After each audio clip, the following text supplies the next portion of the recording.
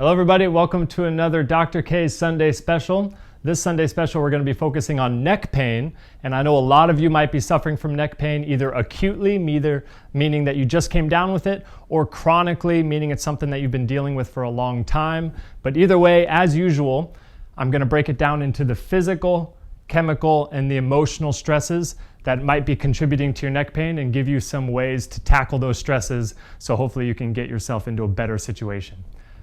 First of all, when we're talking about neck pain, or really any symptom in general, first thing you want to do is you want to identify what is causing your problem. And the cause is oftentimes broken down into two groups.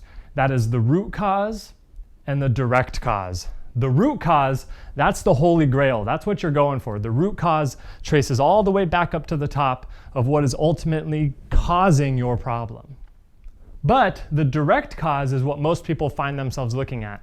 It's what most doctors find, and most people are really good at identifying the direct cause. And a quick example just to show you what I'm talking about. Let's say that you're a mom and you're working at home on a rainy day and you're unable to get work done. You're not able to actually focus to get the work that you need to do done. And what you identify as the direct cause that is keeping you from doing the work are kids that are running around the house causing a whole bunch of noise, acting like kids act, and keeping you from getting the work done. And you think, aha, I found the cause of the problem. But if you take a step back to figure out why are the kids running around keeping you from working, you realize that it's a rainy day, their schools aren't open, and they're actually at home because they're not able to go outside and go elsewhere. You're getting closer and closer to the root cause of the problem that actually is causing the kids to stay at home where you can't get to work. Most oftentimes, we're so worried about the direct cause. So I really would encourage you, before we dive into what's actually causing your neck pain, this is the holy grail. That's what you're going for. I can't necessarily help you with that over the internet, but I would encourage you to get with a doctor or get with some specialist that's going to be able to identify different physical, chemical, and emotional stresses in your life that's actually causing your problem. But with that being said, the most common direct cause of neck pain is going to be facet joints. That is, the joints within your neck are most likely causing your neck pain. Defense wins championships, and facet joints cause neck pain. And a lot of people think that it might be that their muscles are causing their neck pain, but I think if you actually look at it, muscles are just dumb rubber bands. Muscles do what nerves tell them to do. So if you have muscles in your neck or in your shoulders that are tight, most likely those muscles are actually engaging to protect joints that are irritated in your neck, facet joints that have to do with movement. So I'm going to break down physical, chemical, and emotional stresses that will help your facet joints become more healthy. And what you'll find is there may be some overlay in these stresses that actually is contributing to your root cause as well. So it might be something to think about as we go through here, that we're not just talking about the physical, chemical, and emotional stresses for your direct cause, maybe your root cause as well. Wait no longer. First up, physical stress number one is movement.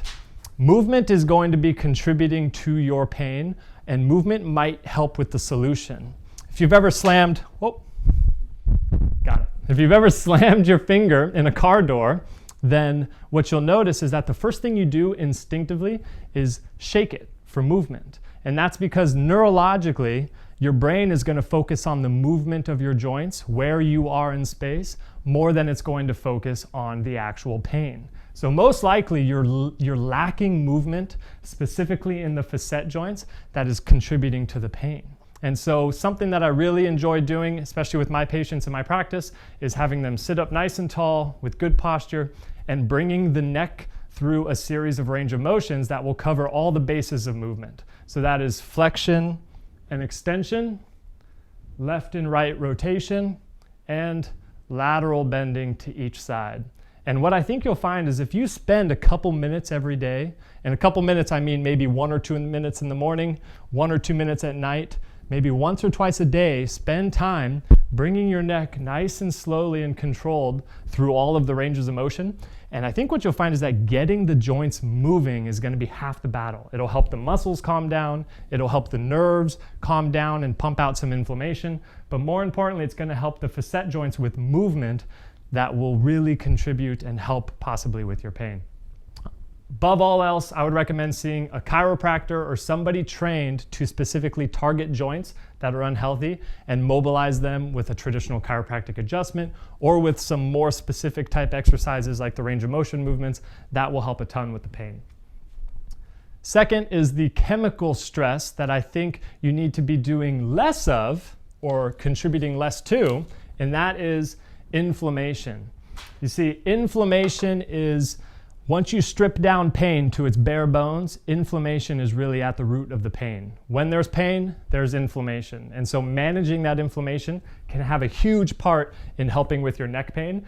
And the big part that you can do this, the big way you can contribute to reducing the inflammation is through your diet.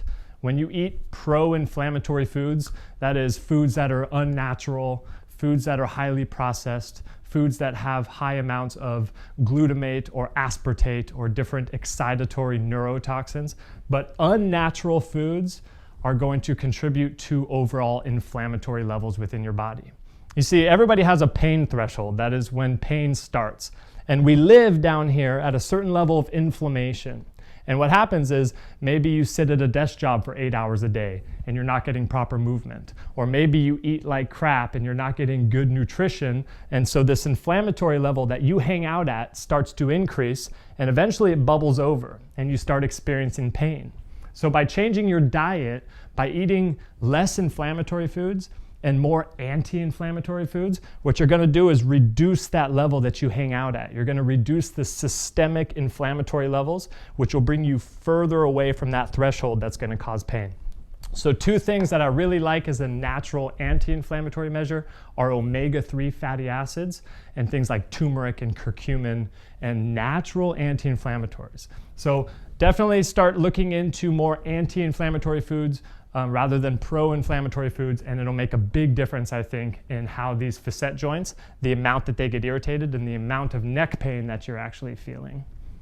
Last but certainly not least, maybe the one I'm most excited about right now is the emotional stress that I think if you start engaging in and thinking of it will help with your neck pain tremendously, and that is swagger. Swagger is it's more of a vibe, it's more of a feeling than an actual word. It's a noun, it's an adjective, and it's a verb all wrapped into one. And really what it is it's a combination of confidence and pride and hunger for life and gusto that is going to allow you to carry yourself differently. You see, when you have poor movement and when you're inflamed and when you sit at a desk job all day, and when you're emotionally just covered up and depressed and down, you're going to shrink forward. We talked about it in a Sunday special earlier, but you're kind of forward head carriage, you're gonna round the shoulders forward, and you're going to close off the ability for your body to oxygenate itself, but also you're gonna increase the stress on the facet joints in the neck. One way to improve your posture is by changing your mindset and your attitude.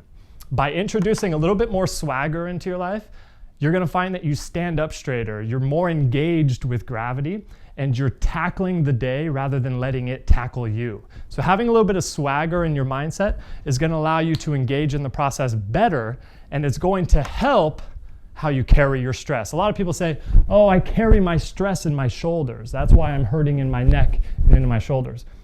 No, you actually carry your head on your shoulders. And so if you're letting gravity take you down, if this 15-pound bowling ball keeps falling forward of the midline and all of these muscles are having to constantly fight against gravity to hold up your head, that's gonna be a losing battle. You're gonna start to get facet joint irritation and neck pain.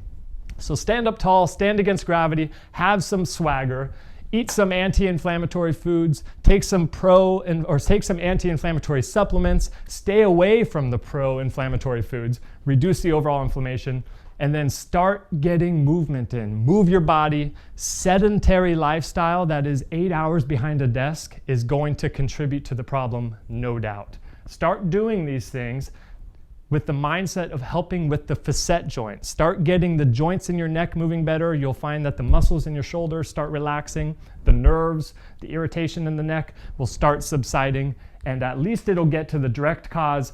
All the while though, start thinking about the root cause of what's going on, and I think you'll have a lot better success at tackling the neck pain, and from that point, you'll be in good shape. So I hope you enjoyed the information here. Thank you so much for sticking with me. And until next time, this has been another episode of Dr. K's Sunday Special.